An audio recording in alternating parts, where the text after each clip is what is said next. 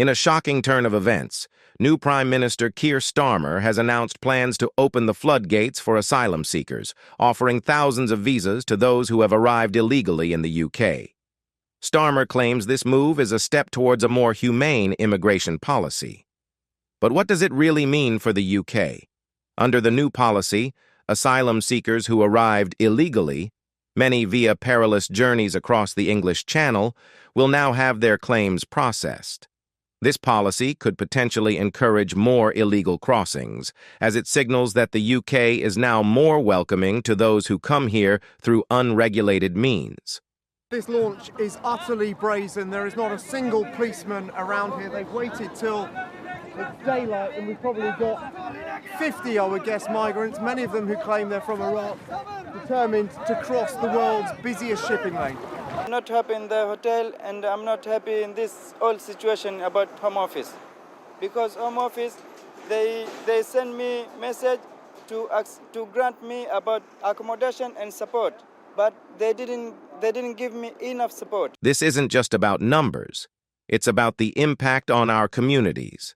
Public services, already under immense pressure, could be overwhelmed. The NHS, schools, and housing all could face unprecedented strain. I wonder how many of you or your friends or relations have tried to get an NHS dentist over the course of the last few years. I think in most parts of the country, it is pretty much impossible, which is why in the St Paul's district of Bristol, when it was announced that a dental practice was going to start taking NHS patients, they started on Monday queuing round the block. And if you have a look, literally today, they're still queuing. They're going to go on queuing for day after day after day in the St Paul's district of Bristol.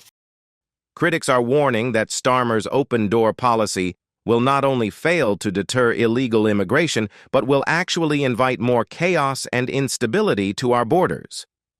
The Conservatives have branded this as an amnesty for illegal migrants, arguing that it undermines national security and disregards legal processes. Don't take us for fools! We know they are not refugees. They are illegal immigrants. British citizens are worried.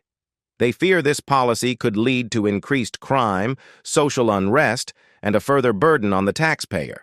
And we have seen inflation return above 10%. Brief respite in July, but here you can see back above 10%, the number we last had in July. And if you want to see the last time we saw inflation at those kind of levels, we're talking back in the 1980s. But the concerns go deeper than just economic strain. Mixing people from different countries and backgrounds could pose significant challenges for security, religion, and social cohesion. A sudden influx of people from various regions could increase the risk of crime and terrorism. Different groups might bring long-standing conflicts with them, potentially leading to violence and unrest. Religious and cultural differences could lead to tensions and clashes. The UK's diverse communities might struggle to integrate, resulting in pockets of segregation and community conflict. Move back! Move back! No! Statistics show that areas with high concentrations of immigrants often face increased crime rates and social issues. Many UK citizens feel their safety and way of life are at risk. They are calling for stricter controls and a reconsideration of open-door policies. Across the UK, crime is on the rise. In our biggest cities, gun violence, home invasions, and thefts are becoming daily occurrences. Many fear that the influx of asylum seekers will only exacerbate these issues. We see more crime, more unrest. It's affecting our daily lives. We worry about our children's safety and the future of our neighborhoods. Meanwhile, the government seems disconnected from these everyday realities. Critics argue that politicians are not listening to the concerns of the public. We need to consider the long-term impacts on national security. Communities are voicing their concerns, but is the government listening? The call for stricter immigration controls and a balanced approach is growing louder.